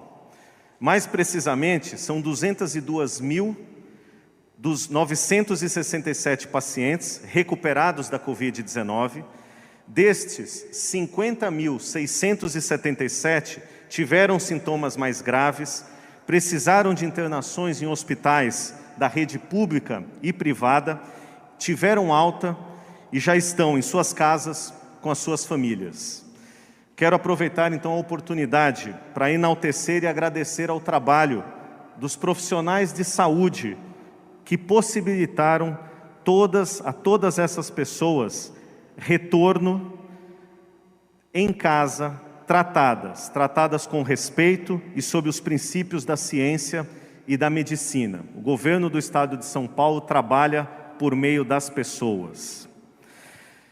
Em relação à atualização dos dados, hoje, no Brasil, totalizamos 1.713.160 casos confirmados e 67.964 óbitos. No estado de São Paulo, totalizamos 349.715 casos e 17.118 óbitos. Em relação à taxa de ocupação dos leitos de UTI, no estado de São Paulo, temos 64,7% e na Grande São Paulo, 63,6% de ocupação. Temos internados em UTI 5.339 pacientes e em enfermarias 7.982 pacientes internados com casos confirmados e suspeitos. E ultrapassamos, como disse há pouco, 202.967 pacientes recuperados, com 50.677 altas hospitalares. E as novas confirmações não significam necessariamente que as mortes e casos aconteceram de um dia para o outro, mas que foram contabilizadas no sistema neste período. E para que a situação não se agrave ainda mais, a infectologista, virologista e professora da Unifesp, Nancy Beley, chamou a atenção para o risco de relaxamento nas medidas de isolamento e proteção, como já aconteceu em outros países. A pandemia não acabou. Nós estamos no início do aprendizado de como conviver com esse vírus. A gente vai continuar convivendo com o coronavírus e é possível que, em alguns momentos, a gente tenha, inclusive, recrudescência do número de hospitalizações, de óbitos, de forma muito irregular pelo nosso país e pelo nosso estado. É muito importante novas intervenções como essa, que já vem sendo feito do rastreamento de casos e contatos.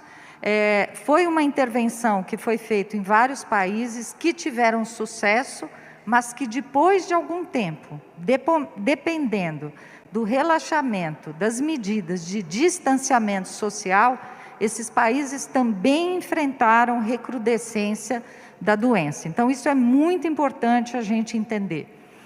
Boa parte das transmissões aconteceram em domicílios, né?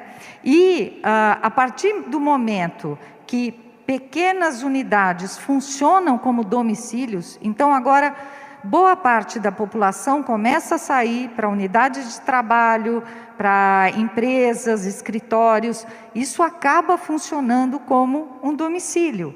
A pessoa fica várias horas aí. E se a gente não tiver as mesmas medidas, as mesmas preocupações de isolamento, de tudo aquilo que vocês já ouviram, nós vamos voltar a ver aumento de número de casos.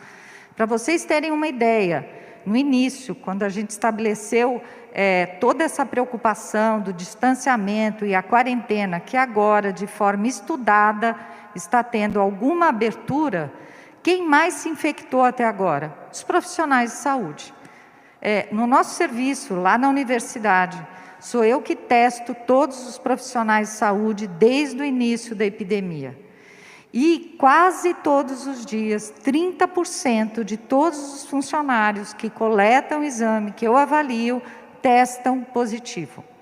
Muitos deles nem têm contato direto com os pacientes, mas é porque a percepção de risco, muitas vezes, é relaxada.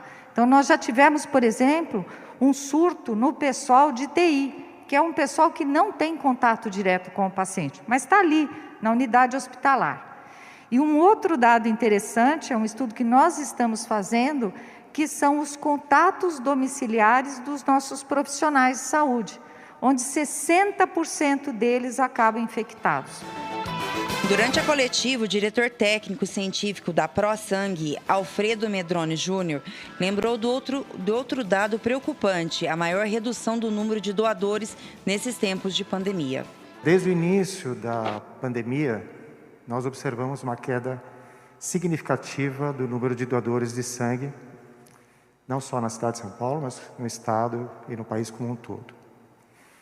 Esses números chegaram a queda tão significativa como 50% em relação às nossas coletas basais.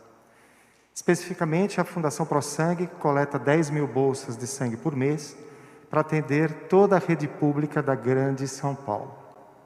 Uma queda de 50% de sangue de doadores significa uma queda do número de bolsas de sangue suficiente para causar um impacto muito significativo no atendimento do dia a dia dos nossos pacientes.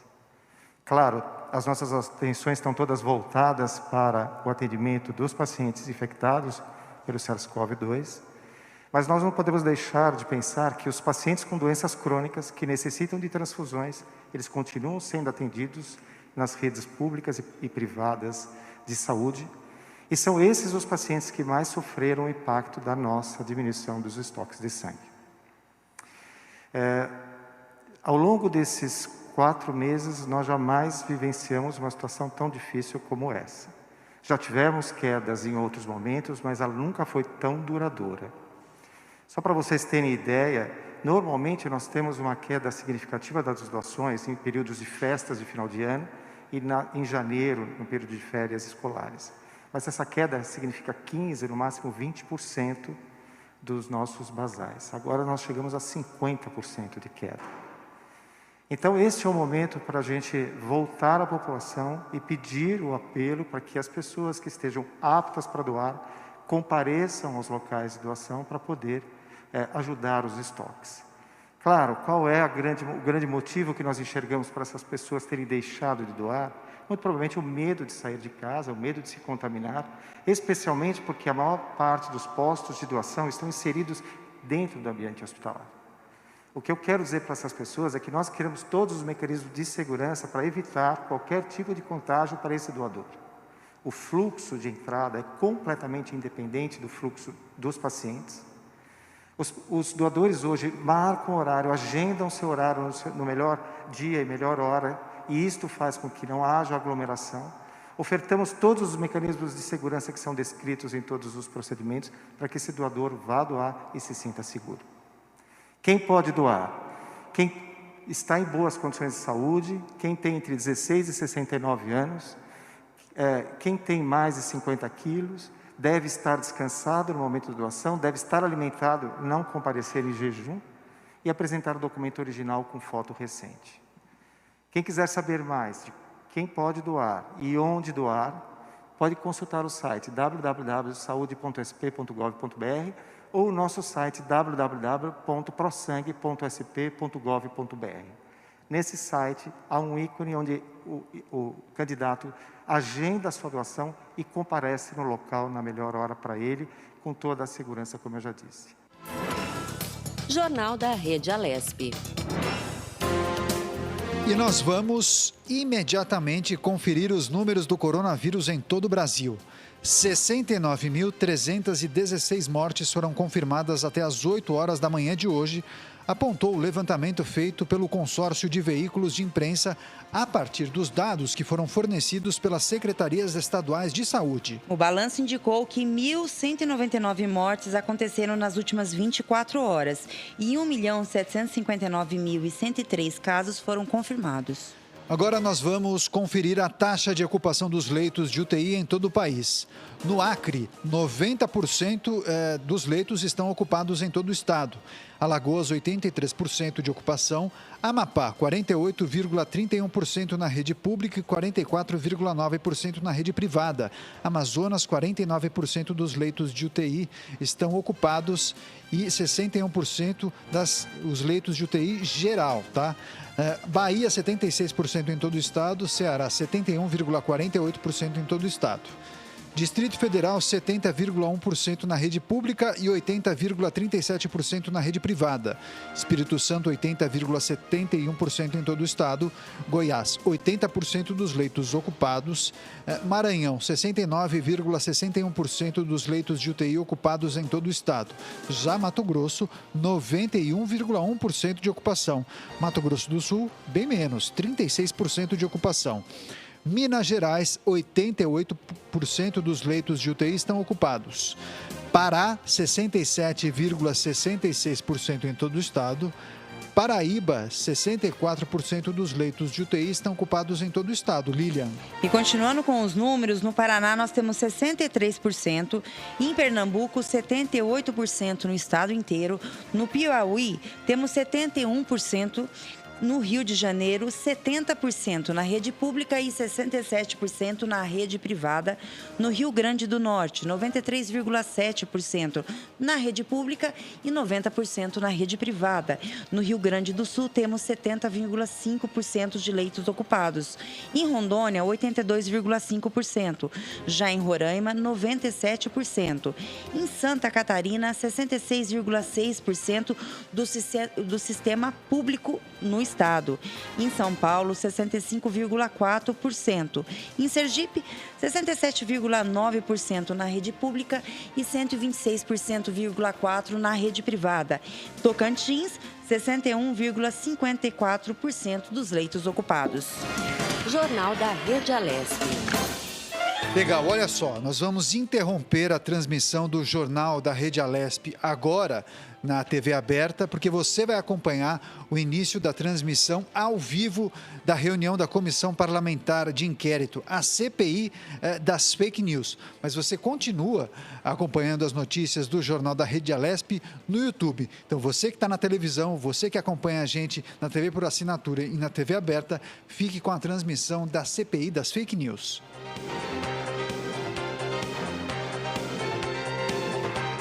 Vamos então no YouTube com mais informações. A Lilian passou os números de ocupação dos leitos de UTI em vários estados, mas agora nós temos mais informação vindo de Brasília, porque em coletiva de imprensa nesta semana foi realizada pelo secretário executivo do Ministério da Educação, Antônio Paulo Vogel, e também pelo presidente do Instituto Nacional de Estudos e Pesquisas Educacionais, Anísio Teixeira, o INEP. Alexandre Lopes, que foi o porta-voz, divulgou as novas datas das provas do Exame Nacional do Ensino Médio, o Enem. Essas provas foram adiadas em razão da pandemia do novo coronavírus. As provas do Enem, na versão imprensa, serão nos dias 17 e 24 de janeiro. Já na versão digital, nos dias 31 de janeiro e 7 de fevereiro. Caso tenha algum problema na aplicação da prova em algumas localidades, a data de reaplicação será em 24 e 25 de fevereiro. A previsão é que os resultados das provas sejam divulgados a partir do mês de março de 2021. É isso aí. Devido à pandemia do novo coronavírus, o Ministério da Educação pediu ao governo federal um adicional de 70 milhões de reais para a execução do Enem. Isso porque terão de ser alugadas mais salas de aula para um maior espaçamento entre os alunos, compra de álcool em gel, além de máscaras e materiais de segurança para os aplicadores das provas. Tem mais informação aqui no Jornal da Rede Alesp. O índice Ibovespa deve voltar a superar os 100 mil pontos, rompendo o que eles chamam de barreira psicológica do mercado financeiro. Lilian. Ontem, o índice subiu de 2,05% e chegou aos 99,769 pontos, influenciados por notícias como uma alta mensal de 13,9% das vendas no varejo em maio, ante a previsão de 6%. Alguns economistas do mercado financeiro afirmam que o dado motiva uma revisão mais positiva para a economia. E foi possível graças a um caminhão de medidas do governo. Uma das notícias que devem movimentar a Bolsa nesta quinta-feira é o relatório semanal de pedidos de seguro-desemprego nos Estados Unidos.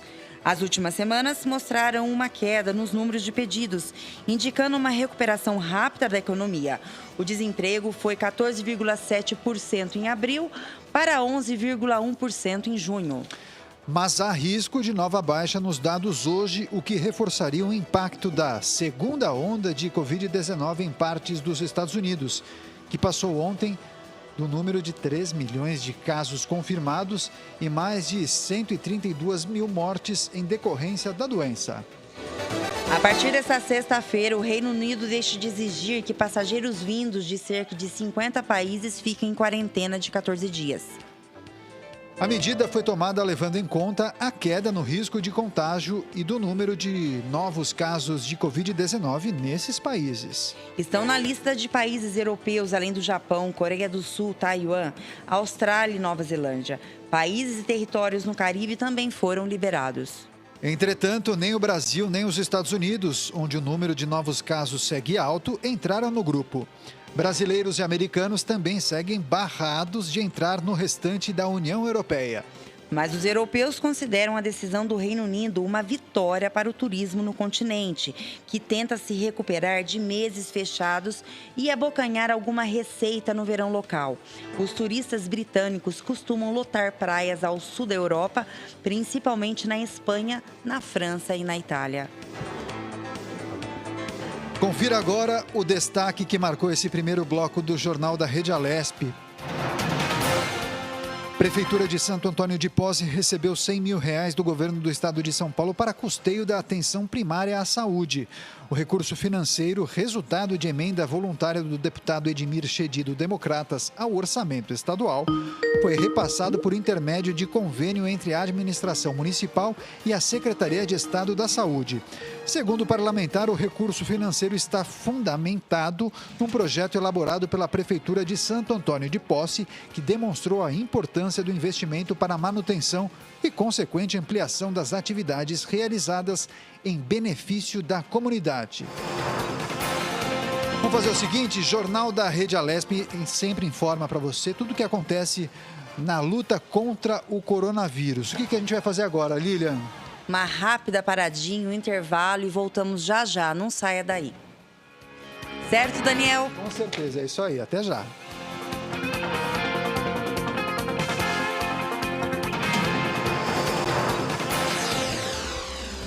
Você acompanha Jornal da Rede Alesp.